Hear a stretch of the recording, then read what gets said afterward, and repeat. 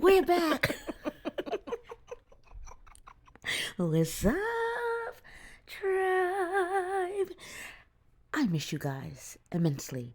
But before we get into today's video, can somebody, anybody, those in the back, those in the front, side to side, acknowledge the fact that we are 700 plus people strong?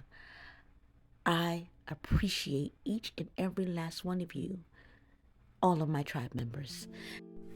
Before I even start the video, let me give a disclaimer to what you're about to learn in today's video.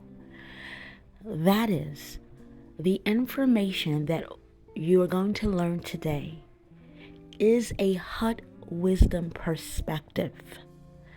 And what that means is the information is coming from none other than LD Eden, my book, The Return of the Divine Feminine. Go ahead and drop it right there. Boom. Okay. If you haven't bought the book already, you probably want to, because some things are about to happen in a couple of weeks and you want to make sure you don't miss the bus. You want to make sure you tell them, listen, I was there on the ground level. All right. The book comes with a companion course and companion journals. I needed a way for people to be able to understand things on a soul level, not just in my writings, but I wanted to be able to explain my way of thinking so they can get it and apply it to their lives, okay? That's why the course is there. The journal helps you apply daily, all right? A few other things that are coming, and I want you to be there on the ground level. I want you to be a part of the tribe. All right. So if you haven't bought the book already, it's available on Amazon.com. You could click the link in the description bar below, as well as the introductory course to Asanahood. We all know that Asana is the highest level of femininity, and Asanahood is the journey that a woman takes until she becomes Asana. That course is also available in the description bar below. Please understand that this information is from a hut wisdom perspective. Perhaps it'll challenge your way of thinking. It might be a little bit out of the box. I'm sure it might ruffle a few feathers. Now, if you're ready, I hope you have yourself a cup of tea. I have myself some kava so I can bring it down a few notches and teach. You guys know that without kava, I am high energy most times. So come ahead, come along. Let's learn a few things, okay? You won. You won, sis. You won. You got the man. You won. What else do you want? These are the cries from women who are perhaps looking at married women who have good husbands, or who they think have good husbands, or they have the man of their dreams, but somehow they're still not happy according to these people. Let me give you some hut wisdom, darling. Never judge what you don't understand. You're not on the inside. When we say you won, what else more do you want? When we say that to women, we forget that women are human too. Let's go deep. Getting the man, getting the husband, getting the boyfriend, or getting him to say, will you marry me? That is one piece of the puzzle. The second half of that is maintaining that into which you acquired. Maintaining it in such a way that both people in that relationship are fulfilled, both individually and as a unit. Getting to the point of asking you, will you be my wife? That's the easy part. Yeah. And I know it seems tough for many people. The hardest part is to get two human beings to come together and to release themselves to the other in such a way that the overall objective is so that both people are fulfilled within that union. There is no other task on the planet Earth as it relates to male and female relationships as hard as that one. Am I saying that marriage is hard? No. I'm saying human beings are hard, darling. People aren't idiots. Some of us are selfish, self-absorbed. And what's in it for me? That is the natural human condition. So getting up till that point is easy. What's hard is to maintain being seen by the person you're with. And there are many women, and you can't tell me this. This is a fact that I know to be true. Within all of my research, I know this to be true.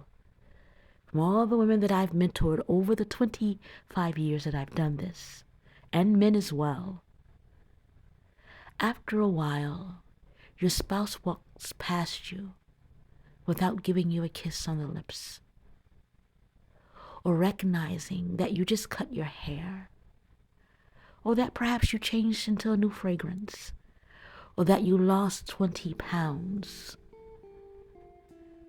And for a woman, that feeling becomes isolating because she is a flower that needs to be nurtured.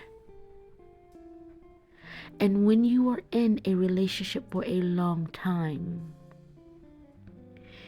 you can become invisible to your partner. And so one of the hardest things for humans to be able to do is to maintain momentum throughout life's happenings, especially if you have children and responsibilities. And one spouse loses a job or another. Things get rough and rocky. You forget to see the beauty in the flower that's in the house. And no, we're not saying she is as fragile as a flower, but a woman needs to be nurtured as much as a man needs to be respected.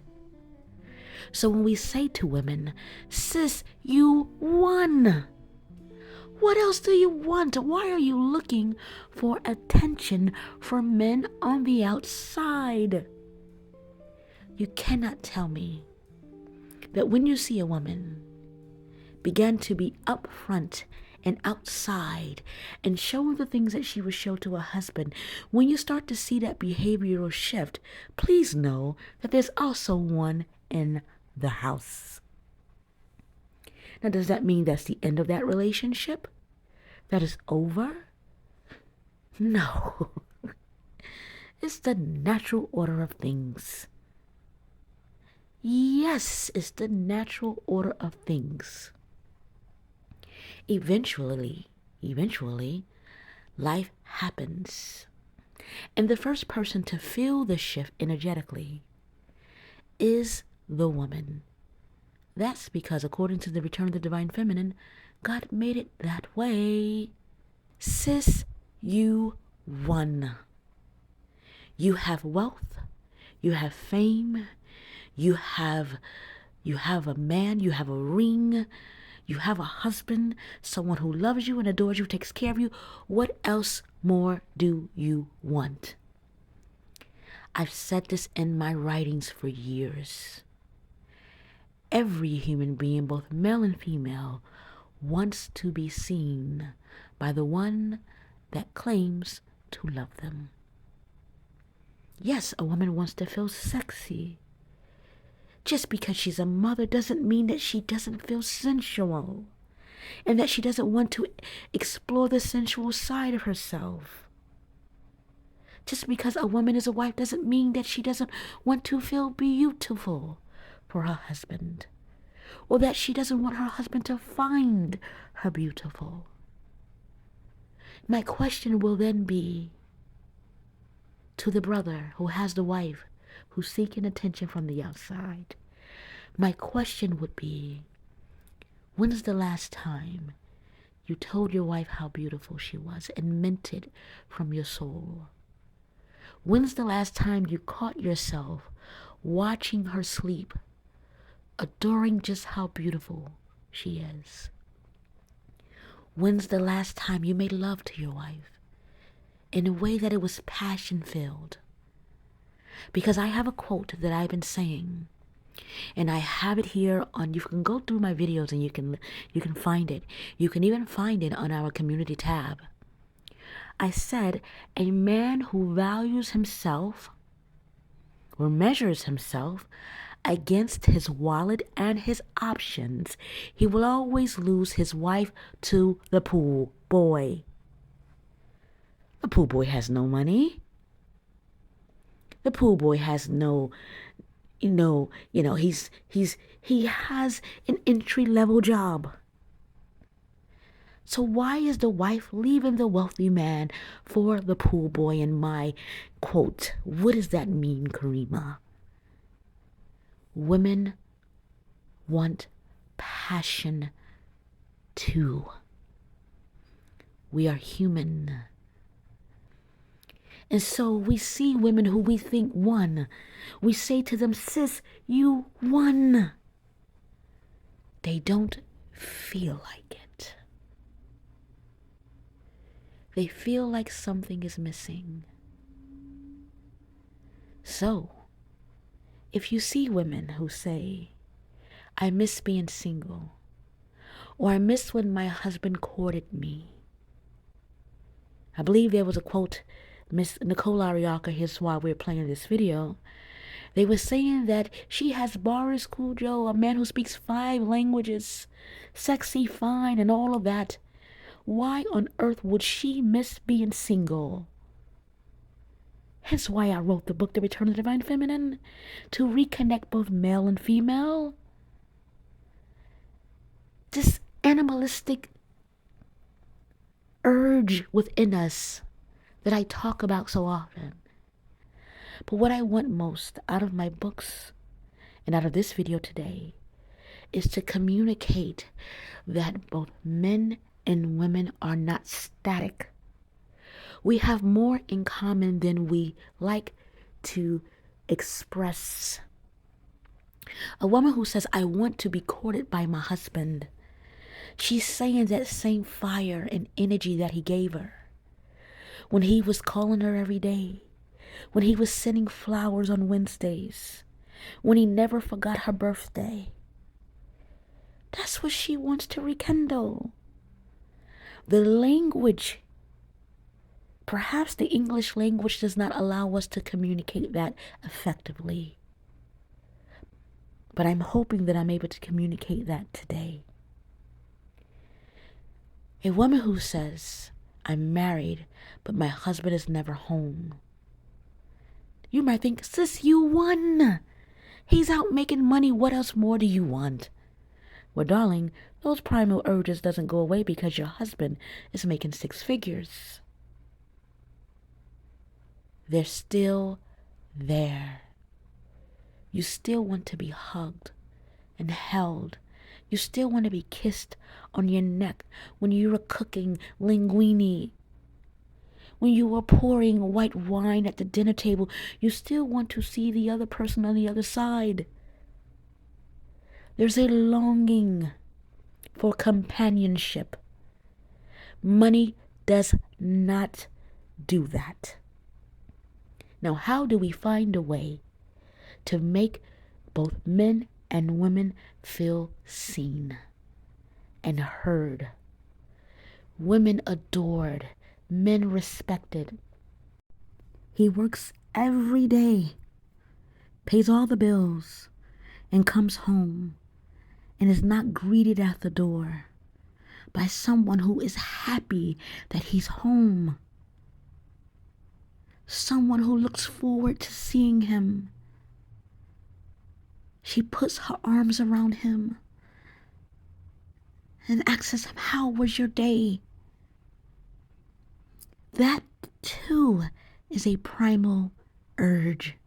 I mean, isn't it a no-brainer that if someone loved and adored you, that you would return the favor? If they were excited to see you, that you would want to see them more often.